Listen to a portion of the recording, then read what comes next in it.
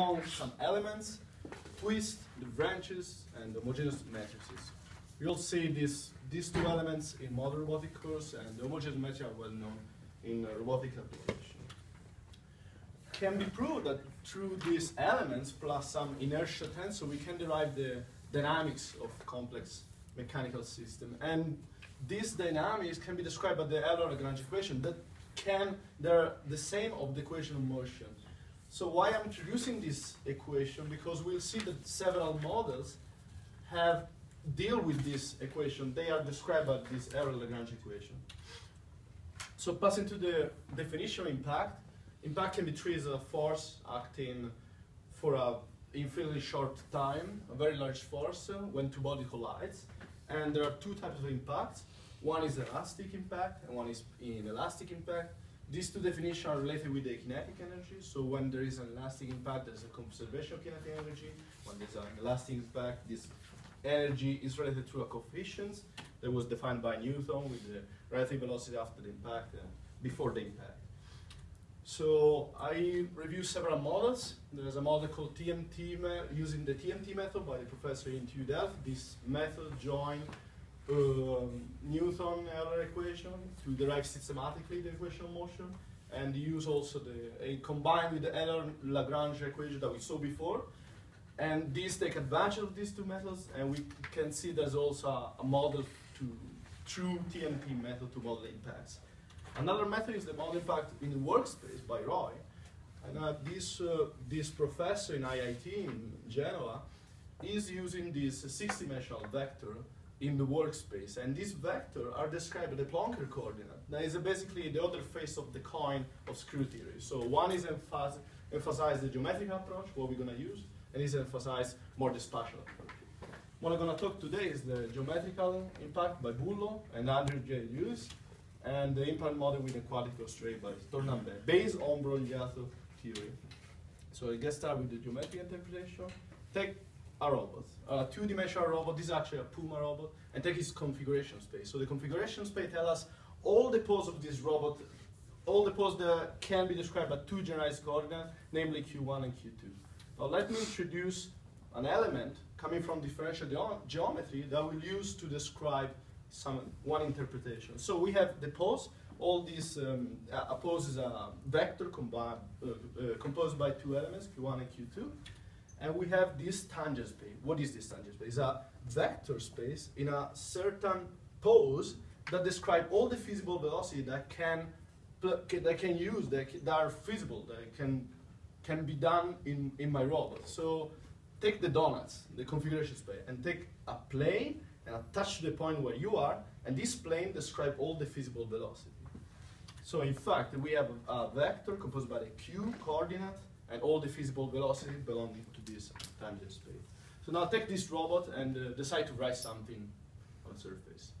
So what is this writing event? This writing event is composed by impacts, because your tool will touch the surface, so impact occur, and then something else, we can mathematically model this impact as a holonomic constraint on the configuration space. So what is this holonomic constraint? We're basically saying that when I write, I cannot assume anymore some poses, because if I put my hand on the table, then I cannot destroy the surface. I have to stick to that. So in some way, my configuration space is restricted to some pose. So we describe the set of feasible velocity when the impact occurs by the D distribution, that as you remember, as I said, we have this plane with all the feasible velocity, and when there is an impact, some velocity are out. I mean, we cannot say that we have also this velocity to apply to our system, because they can't exist. So for our general interpretation of this impact, we have before the impact time, we have all our manifold. But after our impact time, we have all our configuration space. But after our impact, our configuration space is restricted to a certain region. So we have a sudden change on the equation of motion, and we have also this change due to a jump. And we're going to describe this jump as a linear map between, as you can see, this map goes exactly from the same tangent space to the same tangent space, because we're just saying where this velocity goes, where this velocity after the impact, they belong. So basically described by this simple projection operator. We'll make it clear with an example later on. So we have also two interpretations of plastic impact and elastic impact. We have the interpretation for a plastic impact, that this projection just projects on the set of visible velocity after my impact. And the elastic impact is a little bit more harder, because it also projects in the orthogonal complement of my set of visible velocity. It's pretty hard math, but let's make an example. So I have a ball. I strike the surface with my ball, so I have this velocity that is directed into the surface, some angle. So if I consider a plastic impact, my projector operator is just project the velocity, so the velocity after the impact, on just the component of this velocity vector parallel to the surface where this ball strike on. But if we want to consider also the elastic impact, we make another step with my orthogonal projection, and this will project on my orthogonal complement of D. The in two dimensions does a perpendicular space. So as you can see, this projection says that my normal component will be considered now, because it's an elastic impact, my normal component to the surface, and will reverse by with a minus and scaled by the coefficient. That is a coefficient that we know from Newton theory, that is coefficient restitution. So in the end, you see that this geometric interpretation is easy, intuitive. So how can we use it? That's very interesting.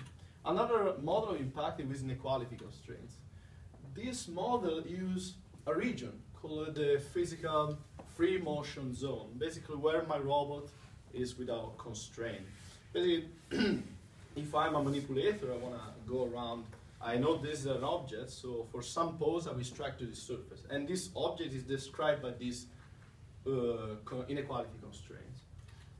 So with this inequality constraint, this professor had two new definitional impacts, no smooth and smooth impact. For no smooth impact, we have impacting parts that are very stiff. So imagine a rock striking the wall.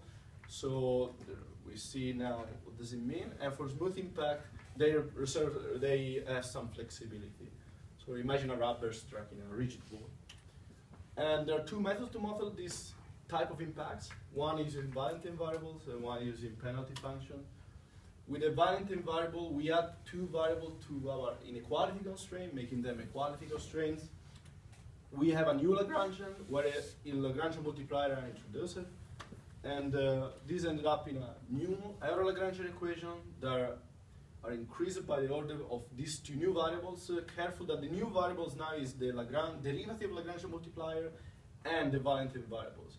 So let's have a look a bit at this equation. What does it mean? When I am in free motion, this term will be less than 0. So that means the other term must mean more than 0 to satisfy this constraint, this equality constraint. If this term is more than 0, that means the derivative of Lagrangian multiplier must be 0. So as you can see, we just rewrite the standard error Lagrangian equation. So these equality constraints are very elegant for a kind of no-smooth impact. This no-smooth behavior is given by the corner condition that defines this jump of velocity, being no-smooth. And for the second method, instead, because we have a flexibility of this impacting part, we introduce a new a new energetic function that can be seen as a virtual spring. Why?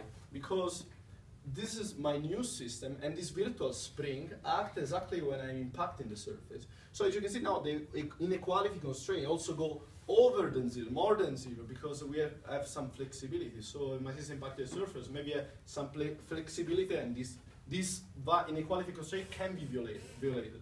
But this virtual spring allow me to bounce back and to actually go back to the path of motion, real path of motion. So there are some approximation. In fact, looking at the table advantage and disadvantage of these two methods, we have that for the penalty function, there are no auxiliary variables. So that's in fact that by not introducing Lagrangian multiplier or Valentin variable, instead for the Valentin variable we have this. There's no approximation for the path of motion because we have this jump of velocity for the smooth behavior. But our Lagrangian equations are increased, so we have to also compute more differential equation. For the penalty function, we have this elastic function that bring me back to the actual path of motion. But to have this, we have to increase these k coefficients of my elastic function to go back to the real path of motion. So the algorithm slow down with this increment. But the contribution was about control, because we can apply to these two models, the constraint model, the normal output feedback control law that we have like Kp and Kd, and that's it. So we just apply this control law, and we can control this impact with these two models. Talking about control in general, if you think about a walking robot, we want to control this impact by stabilizing the mechanical system with the surface where this mechanical system impact. Of course, if I want to walk, my leg can't fly off from the surface. It must stick to the surface, and this periodic motion must be fulfilled. So in general, this is the control object. There's also a switching condition. If you think about that, we have to include somehow this switching condition between contact and non-contact zone. So these are two general things that all the control objects about impact want to achieve. So we have a model. We have two controllers. The first is hybrid position force control, and usually this switching condition is embedded in the multiple controllers. So we have multiple controllers for different phases. We have a free motion phase, transition phase, and constraint motion phase. So we change controller for different phases during this impact. Usually just two controllers are implemented, one for the free motion, one for the other two phases. In our general scheme, we have a system. We decouple and linearize this system, and we use a position control and a force control. So just to give a general idea, we have force sensor in this system where they say us when an impact is detected. But when I impact a surface, there's some peak of this force sensor, where they say there's a huge force acting on my system.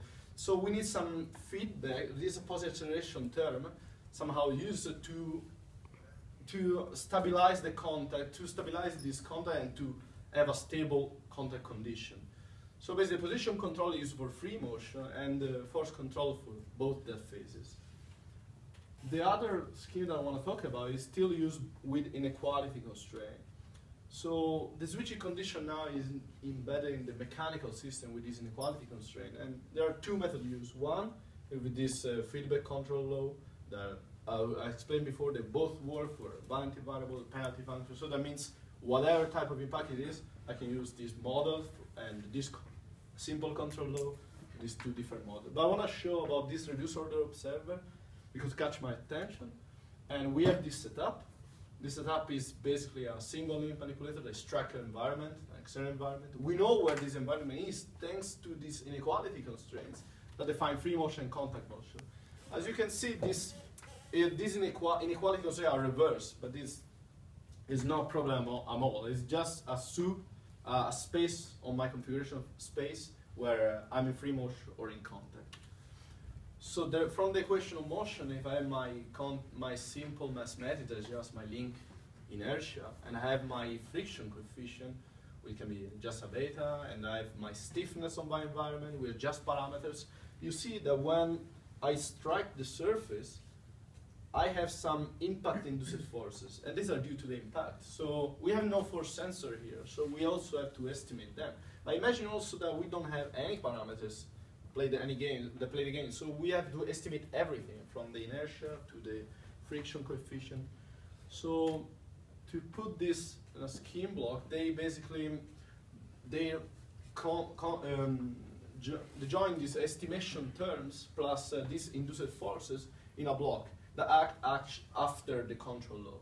So the system is just a double integrator. But to focus on the reduced order observer, basically this observer is feeding the control law with this estimation that comes from the block of induced forces that appear during the impact. So it's kind of a scheme that recall the disturbance observer. Although the disturbance are not external, are induced by me, by my system, because I'm striking a surface. I also know when these impact forces will appear because I have my inequality constraint. To summarize this method, we have the switching controller that have robustness properties because, of course, there's on the other hand, they have all these kinematic and dynamical knowledge, and they also knowledge of constraint and unconstrained direction. But for no switching controller, we have no force sensor. We have no multiple controller, just one controller, one simple controller, and of course, there's no such good performance or robustness. Well, so to conclude, we saw some models, we saw some control, and but imagine that we have all the knowledge that we want about our mechanical system. Imagine that we know mass metrics, correlative term, everything. But let's not assume we have the force sensor. So can we identify a general structure for our reduced order observer, or maybe not reduced order observer, just an observer that we can automatically generate it? Or second thing to explore can be, can we, given a set of sensor, post sensor, whatever sensor you want, can we automatically generate a control law for any specific impact? Can we do this thing? That's what my thesis will be about in scrutiny terms. Why? Because we saw this geometric interpretation impact is very intuitive and maybe can be implemented to give us some insight on the impact itself. So thank you for listening. This was my presentation. Any question, doubt, problem, please ask. Okay. Questions from the audience? Go on. This is your chance to pose some hard questions. Okay, I have a question then. Yeah. So we have this hybrid systems with impacts. There's the famous example of the bouncing ball. You drop a ball and it bounces around. And the bouncing ball has this effect which is called the Zeno effect. Yeah. As you bounce, eventually you start bouncing at the very, very fast rate, okay. infinite rate, right? Okay. Now you've presented a few techniques. The techniques that you present here for modeling impacts, do they take into consideration the Zeno effect or not? Well, they do somehow because they have this inequality constraint. So my observer will say to my controller that I have this infinite, for example, taking the observer example, so I have this Zeno effect on my bouncing ball. And my bouncing ball can be my link, my bouncy link on the surface. So I have multiple bounces on this surface, or not. Because I will jump to this.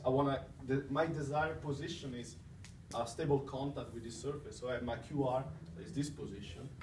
So when I basically arrive to this position, I have some bounces due to this impact-induced forces. So will this take exactly into consideration this estimation of the force? They're exactly here. Okay, here I believe, because here you have an observer gives you disturbance, and the controller is not switching, right? No, it's for the previous controllers you had switching behavior, and my question is for switching behavior. Yeah. Here you get. Actually, no, you don't, because when the impact is detected, you just go to the force controller, and that's it. You don't go back to the position control. Why not? Because the body lets off. because there's a bouncing part. As I said, there's a transition phase with this bouncing, and these bounces are detected by the force sensor. And when this bounce is detected, I will delay these bounces with this Zeno behavior. But I'm talking about the theoretical model, not the practical model, because practical collisions are always elastic, right? Or plastic, I don't know. Well, sorry? You guys are the mechanical engineers. Sorry? So in reality, collisions are always a mix of plastic and elastic? I mean, if you want a plastic, yeah, elastic. You don't get Zeno effect in reality, but yeah, in the theoretical models you do, right? Yeah. But here, theoretically, not in practice, theoretically, what did you get? Did you get a switching control that switches indefinitely, or? This is actually a practical implementation because we have force sensor. If for a theoretical implementation we don't have force sensor, so there's no this force sensor comes through the practice. So this implementation is done in for the goal when you have this contact detection, you just switch, and we don't have this switching behavior. Okay, I'm not convinced, but okay. There's another question over there. Well, to add to that, you will have switching because the very fact that you have the force sensor, that what induces the Zeno behavior, because you go, oh, I'm in position, oh, I'm in force, oh, I'm in position, oh, I'm in force, I'm in position. And you have instability which you will have between switching, which you will eventually have to control. Most probably your controller will go, yeah. Okay. But that's a different book. What I wanted to ask is, much back to the, because you introduce the smooth and non-smooth. Yes, smooth impact. Impacting parts show some flexibility. Yeah. How is that something new? Hmm? If two things impact, unless they have some flexibility, right? Like the rock striking the wall, it will just, the rock goes poof, right? Yeah, it's just a definition to introduce this penalty function, because otherwise I cannot say that this inequality constraint can be violated or not. That's it. Just two formal definition, but nothing new. More questions? At least another question.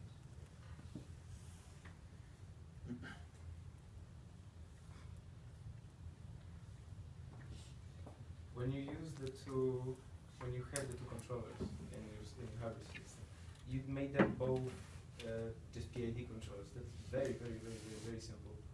Have you considered anything that might be slightly more difficult, as in maybe more advanced control techniques? Actually, I didn't even too much look in every position control. I saw these two techniques directly in practice, and actually the general structure is about this force sensor and position control. But a simple position control or in free motion, I think it doesn't matter for free motion. You can control as you want in free motion. The important part comes when you have in contact with each other. I think force sensor, with this PID, this was one solution that I found in a paper, and I want to present you now. But other solutions use different structure, for example. Okay, I have another question. Yeah. So if you use the Euler-Lagrange equations, your equations are written in terms of forces, and torques and things like that. And when you have impacts, if you consider this switching, then these will be impulsive forces that come in. Yeah. And that's not so good from the point of view of numerical integration and stuff like that. But if you use momenta equations, then you have this continuity, but there's bounded jumps, right? Yeah. So what do you think is best? Because we know Euler-Lagrange very well. Yeah, I did. That's what I want to also try, and it's this momenta that nobody talk about it. So no, I didn't find method where let's use this momenta for impacts, etc. That's why I didn't even include in the starting definition of the impact. And I didn't even say anything about momentum. That's why I just found methods that use this kinetic energy. But what if we use this momenta, generalized momenta for impacts? That's something I want to. Okay. Any more questions? One in the back? Yeah. Just another question. So your controller is going to control the impact, right? So you're going to try to make the impact smoother, or you're going to try to stabilize, or you're going to try to get it. We're trying to stabilize. The controller? My perspective is the controller must stabilize the system. There are some mechanical techniques to reduce some stiffness of the mechanical. Yeah, but that controller that stabilizes, it goes on the moment it detects an impact. Right. That was the idea. The idea. Switching one, please. Yeah, I would like to see, because there are already implementation from a geometrical point of view of the inequality constraint. So there's just some interpretation already about them.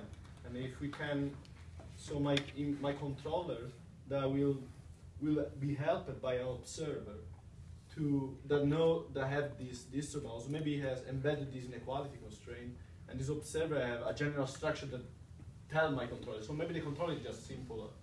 Yeah, well, no, it's more that if it's just moving in free space, you just have a regular controller, right? It moves it. And then the moment it detects an impact, because it detects a force, then your stabilizing controller for the impacts goes on, right? Yeah. So you say that we have a switch, we have multiple controllers. Yeah, but that was in the one scheme, right, where you have the switches. Yeah, there's multiple controllers. Yeah, I would like to have just one controller. I would like to create something that doesn't need the switching, because there's something already exists with this no switching condition. That is this. So So but you have to give me what is this object in the space? Yeah, because I want to ask about the switching controller. What if your object that's you took the pencil, a robot with a pencil, Yeah. As an example, what if that, what if you use that controller and that pencil is quite sensitive to braking? I mean, then it's moving around with your regular controller, then it hits the surface and the pencil is broken, and then it starts to stabilize. Because can you do that? Basically, is that a feasible controller for something that's breakable? Yeah, it probably works if you just use a leg of a robot. But for a broken pencil, that means you breaking the tools, the end tools. So yeah, or even the tip. I mean, if you. I think so. Yes, it can work because basically you still work. Yeah, still work because you have like a different. If you think about your pencil broke, so your force sensor broke, so you have no more force sensor. I don't know, yeah, because it depends on just the force sensor acting and give this impulse of the force. So yeah, it's very hard to say, but I think it's not gonna work because your force sensor is broken. So okay, so the force sensor was in that object. I must assume this. Okay, I think it's a good time to finish. So thank you very much again.